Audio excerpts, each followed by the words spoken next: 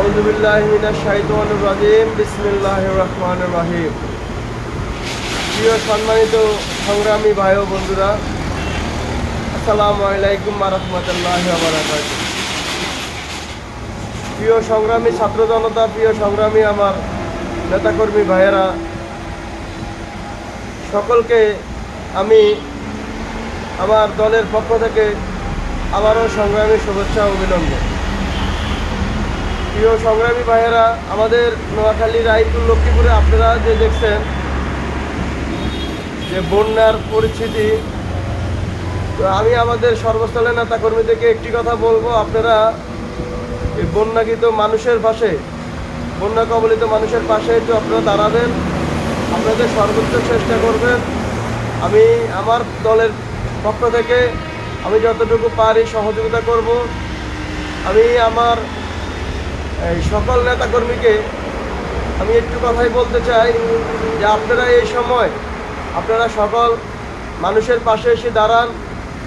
অনেকের বাড়িঘর ডুবে গেছে, রাস্তাঘাট, তারা বাজার সদাই করতে পারে না, তারা গ্যাস সিলিন্ডার নিতে পারে না, বা তারা খুব কষ্টে আছে, তাদেরকে একটু সহযোগিতা করুন।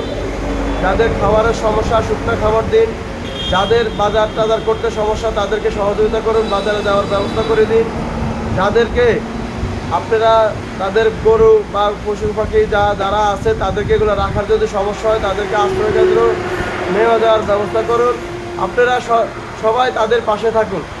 এটাই হলো আমাদের নেতাদের দায়িত্ব, এটাই আমাদের নেতাগিরি। আমরা মানুষের পাশে থাকবো, মানুষের কল্যাণে কাজে আসবো, মানুষের বিপদে আপদে পাশে থাকবো, এটাই আমাদের নেতাগিরি, এটাই আমাদের বাহাদুরি।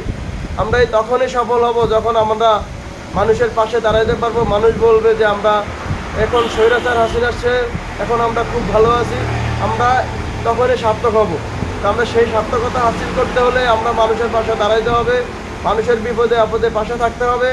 সেই ক্ষেত্রে আমি আমাদের সর্বস্থলের নেতাকর্মী, আমার প্রিয় ভাইয়েরা, আপনারা সবাই পাশে থাকেন, সবাই সহযোগিতা করবেন।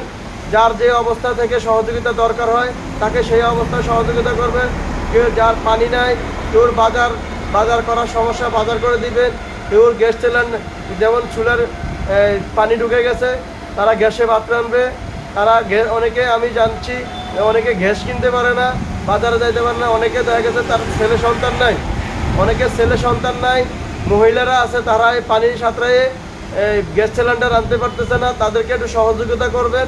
আপনারা সবাই সহযোগিতা না করলে আমাদের এই দলের একটা প্রশ্নবিদ্ধ হয়ে দাঁড়াবে। আমরা চাই আমরা সর্বদলে মিলে আমরা সর্বোচ্চ আমরা মানুষের পাশে থাকবো, মানুষের কল্যাণে কাজ করব।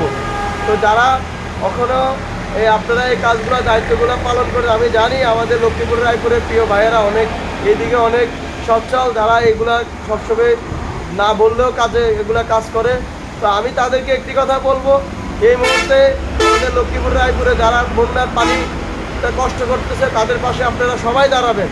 আমি আপনাদেরকে উদাত্ত আহ্বান জানাই, আপনারা সকলে এই ধরনের কাজগুলো করবেন, এদের পাশে দাঁড়াবেন। আমি আমার পক্ষ থেকে আমি যতটুকু পারি আমি সহযোগিতা করতেছি অলরেডি। আমি আসলে এই সহযোগিতা কেউকে দান করে এগুলো বলা ভালো না, এগুলো আমি বলা পছন্দ করি না, আমি ব্যক্তিগতভাবে বলি না। তো আমি যতটুকু পারছি, যারা আমাকে ফোন করছে, জানাইছে, তাদেরকে আমি যতটুকু পারছি সহযোগিতা করছি। আমার ফ্যামিলিকেও আমি চেষ্টা করতেছি বা করতেছি। তো বিশেষ করে হলো সবাইকে, যারা আমার ফ্যামিলির ভিতরে আছে, আমার আত্মীয় স্বজন, তাদেরকেও আমি খোঁজখবর নিচ্ছি। সবাই সবার খোঁজখবর নেবেন। আর আমি বিশেষ করে একটা জিনিস দেখি যে সবার একটা সমস্যা বেশি, যাদের চুলায় পানি ঢুকে গেছে, গ্রামের কিছু মানুষ তারা ভাত রাঁধতে পারতে হয় না, তারা এখন গ্যাস সিলিন্ডার কিনবে, তাদের অনেকের ঘরে গ্যাস সিলিন্ডার নাই। আপনারা এই গ্যাস সিলিন্ডার দিয়ে সহযোগিতা করবেন।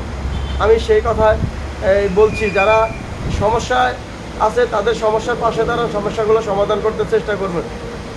ইনশাআল্লাহ আমরা আপনাদের পাশে আছি, আপনারা টেনশন করবেন না। আমি যারা পানির নিচে আছেন, যারা পানিবন্দী অবস্থা আছেন, তাদেরকে একটু কথা বলবো, আপনারা কেউ টেনশন করবেন না, হতাশ হবেন না। এটা হচ্ছে বৃষ্টির পানি, এই বৃষ্টির পানি হয়তো আপনার একটু ধৈর্য ধরলে বৃষ্টির পানি নেমে যাবে। যদি থাকার সমস্যা হয় সেটা আপনারা আশ্রয়কেন্দ্রে যাইতে পারেন। গরু, ছাগল বা অন্য পশু পাখি নিয়ে আপনারা আশ্রয়কেন্দ্রে যেতে পারেন। আমাদের চৌধুরী বাজারে একটা আশ্রয়কেন্দ্র আছে, খায়ের একটা আশ্রয়কেন্দ্র আছে, স্কুলের যাইতে পারবেন, যেখানে আত্মীয় স্বজন যদি থাকার ব্যবস্থা আছে যদি থাকবেন, আর আপনাদের নেতা কর্মীরা আপনাদের পাশে থাকবে ইনশাআল্লাহ। আসসালামু আলাইকুম ওয়া রাহমাতুল্লাহি ওয়া বারাকাতুহু।